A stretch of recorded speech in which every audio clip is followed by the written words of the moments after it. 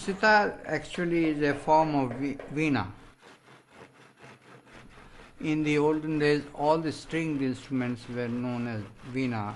Even the bowed ones. There was a person who was a great innovator called Amir Khusru. He is supposed to have done a lot of modifications and named it Sitar. In Persian it means three strings, Sitar. And we did have an instrument, a type of veena called Tritantri veena, which also means in Sanskrit three-stringed veena. But since then it has gone through so much of changes and improvement that it is almost quite a different instrument really. This will be made as the neck. We have to make the joint here, cut it like this, and then it goes inside, and then we put screws here so that it's stable. So it's more or less like this shape, you know, it goes like this. And then that's the upper piece. This goes like this. This has to be hollowed, and this sound is going all over the instrument. You know. So this is how the basic structure is made.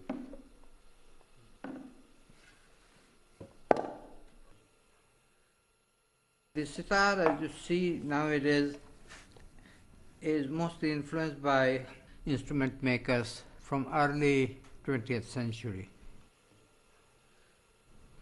And this particular one is of course made by someone in Delhi, Rikhiram and Sons, but it is modeled after my type of sitar which I started playing, and Kanai Lal was the famous man who did this type of model particular, which is still very much in vogue. But sitar, as you see, generally has got this round piece, is a gourd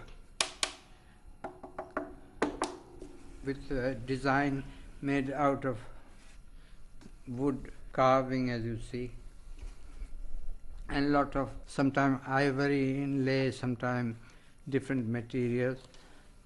And this is whole fingerboard, not Burma teak, but we call it tun, a special wood which is good for sitar. And on the top also there is a smaller gourd here with an opening which serves like a sound box. But what is very special about sitar is that it has all these frets, you see. You see these gaps here? It would have become a chromatic scale like the veena is, the old veena. But this is the speciality of sitar, that mostly we can, if we want the, this is the tonic. If we want the minor second, for instance, we can, or we can slip this up depending on the raga. If it uses the second flattened, same thing with the sixth note, and here second and third. So we call it sa re ga ma pa dha ni sa, sa ni dha pa ma ga re sa. And one very special thing is, like the veena, we pull the string and get the same note. You call it bending the string or whatever, like.